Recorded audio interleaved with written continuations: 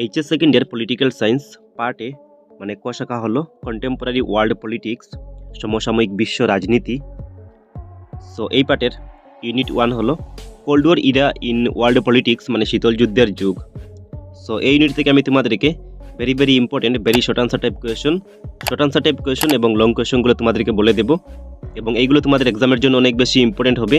So এক্সামের আগে এই কোয়েশনগুলো তোমরা ভালো করে রিভাইজ করবে। সো ফার্স্টে লিখা আছে শর্ট আনসার টাইপ কোয়েশন, মানে অতি সংক্ষিপ্ত প্রশ্ন উত্তর, আর এগুলোতে 1 মার্ক করে দেওয়া থাকবে। কোয়েশন নাম্বার 1 এ লিখা আছে write the full form of SEATO, মানে সিটো এর সম্পূর্ণ রূপটি লিখো। এই কোয়েশনটি HS second year final exam 2019 একবার এসেছিল, এবং এই টাইপের কোয়েশন তোমাদের এক্সামে এসে থাকে, এবং এই কোয়েশনগুলোতে 1 মার্ক দেওয়া থাকে। নেক্সট হলো কোয়েশন নাম্বার 2, এবং এই কোয়েশন লিখা আছে write the full form of নাম, মানে নামের সম্পূর্ণ রূপটি লিখো। বা এই কোয়েশনটি তোমাদের এক্সামে এভাবেও আসতে পারে যে হোয়াট ইজ নাম, মানে নাম কি। নেক্সট হলো কোয়েশন নাম্বার 3, এবং এই কোয়েশন লিখা আছে write the full form of NATO, মানে নেটো এর সম্পূর্ণ রূপটি লিখো। এই কোয়েশনটি অনেক বেশি ইম্পর্টেন্ট, এবং এই কোয়েশনটি তোমাদের এক্সামে এভাবে আসতে পারে যে হোয়াট ইজ নেটো। এই কোয়েশনগুলোর আনসার সেম হবে, বাট এই কোয়েশনগুলোর আনসার লেখার সময় তোমাদেরকে একটু প্যাটার্ন চেঞ্জ করে লিখতে হবে। নেক্সট হলো কোয়েশন নাম্বার 4, এবং এই কোয়েশন লিখা আছে write the full form of LTBT, মানে এলটিবিটি এর সম্পূর্ণ রূপটি লিখো। নেক্সট হলো কোয়েশন নাম্বার 5, এবং এই কোয়েশন লিখা আছে write the full form of UNCTAD. So UNCTAD এর সম্পূর্ণ রূপটি তোমাদেরকে লিখতে হবে। তারপরে ইম্পর্টেন্ট কোয়েশনটি হলো কোয়েশন নাম্বার 6, এবং এই কোয়েশন লিখা আছে write the full form of CENTO, মানে সেন্টো এর সম্পূর্ণ রূপটি লিখো।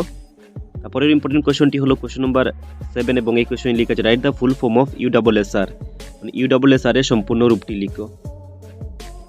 নেক্সট হলো কোয়েশন নাম্বার 8, এবং এই কোয়েশন লিখা আছে write the full form of LDCs, মানে এলডিসিএস এর সম্পূর্ণ রূপটি লিখো। বা তোমাদের এক্সামে এই কোয়েশনটি এভাবেও আসতে পারে যে হোয়াট ইজ এলডিসিএস, মানে এলডিসিএস কি। নেক্সট হলো কোয়েশন নাম্বার 9, এবং এই কোয়েশন লিখা আছে what is meant by cold war, মানে শীতল যুদ্ধ বলতে কি বুঝো। বা এই কোয়েশনটি তোমাদের এক্সামে এভাবে আসতে পারে যে what is cold war. Next হলো কোয়েশন নাম্বার 10, এবং এই কোয়েশন লিখা আছে when did cold war begin, মানে শীতল যুদ্ধ কখন আরম্ভ হয়েছিল। এই কোয়েশনটিও ইম্পর্টেন্ট। নেক্সট হলো কোয়েশন নাম্বার 11, এবং এই কোয়েশন লিখা আছে what was the third bloc that emerged besides the two super powers blocs during the cold war era, মানে শীতল যুদ্ধের যুগে দুই বৃহৎ গোষ্ঠীর বাহিরেও উদ্ভব হওয়া তৃতীয় গোষ্ঠীটির নাম কী ছিল। এই কোয়েশনটি 1 মার্কের জন্য ইম্পর্টেন্ট। নেক্সট হলো কোয়েশন নাম্বার 12, এবং এই কোয়েশন লিখা আছে when was the nuclear non proliferation treaty sign, মানে কোন বর্ষে পারমাণবিক নিঃপ্রসারণ চুক্তি স্বাক্ষরিত হয়েছিল। নেক্সট হলো কোয়েশন নাম্বার 13, এবং এই কোয়েশন লিখা আছে where was the first non align movement, মানে এনএএম সামিট হেল্ড, মানে গোষ্ঠী নিরপেক্ষ আন্দোলনের প্রথম শীর্ষ সম্মেলন কোথায় অনুষ্ঠিত হয়েছিল। এই কোয়েশনটি ইম্পর্টেন্ট।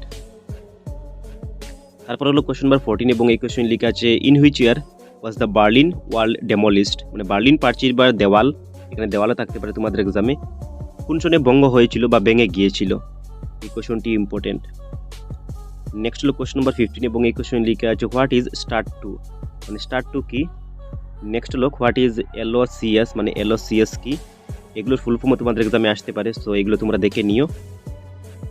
নেক্সট হলো কোয়েশন নাম্বার 17, এবং এই কোয়েশন লিখা আছে in which year USA dropped 2 atomic bombs on the Japanese cities of Nagasaki and Hiroshima, মানে কোন বছরে মার্কিন যুক্তরাষ্ট্র জাপানের মহানগর নাগাসাকি এবং হিরোশিমাতে 2টি আণবিক বোমা নিক্ষেপ করেছিল।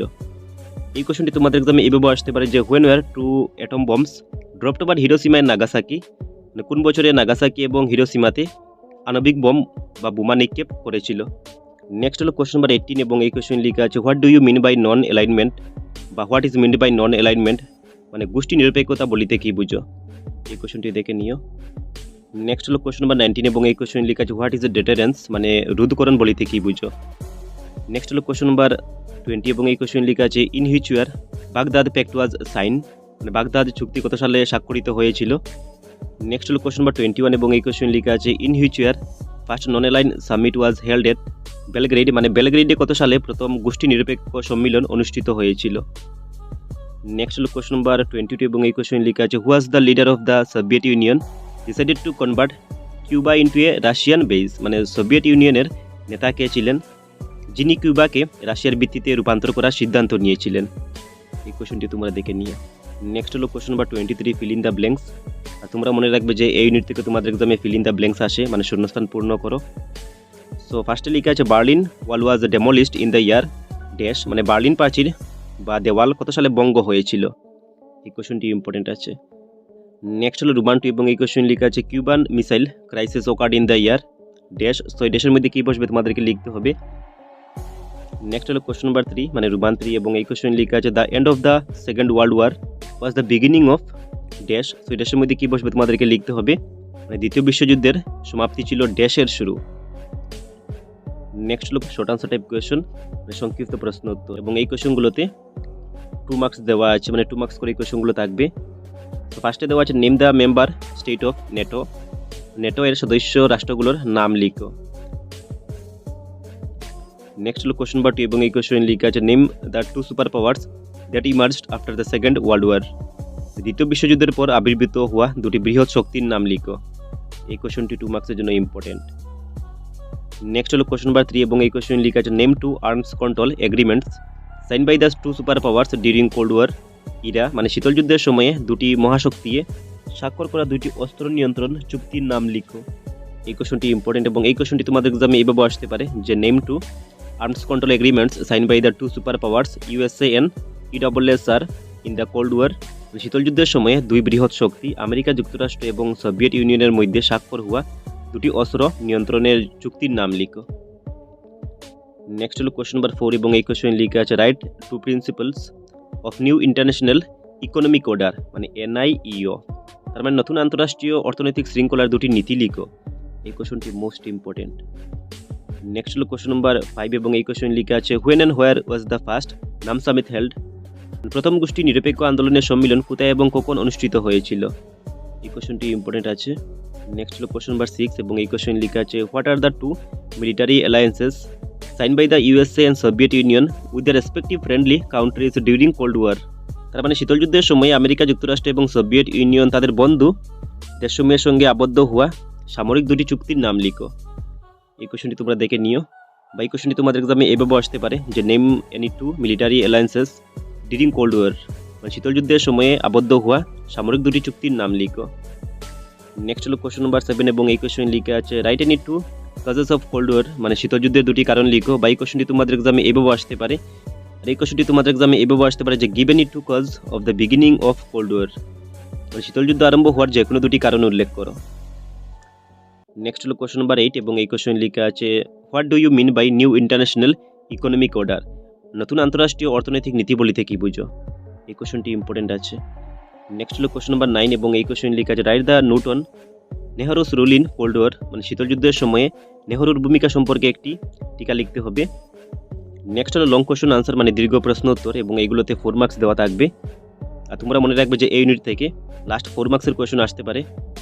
সো ফার্স্ট কোয়েশ্চন লেখা আছে discuss the role of non align movement, মানে NAM during the cold war era, মানে শীতল যুদ্ধের যুগে গোষ্ঠী নিরপেক্ষ আন্দোলনের ভূমিকা আলোচনা করো।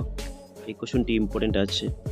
এই কোয়েশ্চনটি তোমাদের এক্সামে এভাবে আসতে পারে যে discuss the role of non align movement, মানে NAM during the cold war era, do you think that NAM is still relevant in post cold war era, justify your answer.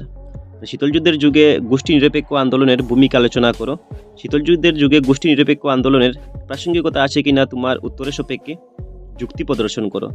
বা এই কোয়েশ্চনটি তোমাদের এক্সামে এভাবে আসতে পারে যে do you think that NAM has lost is relevance after the end of the cold war, justify your answer.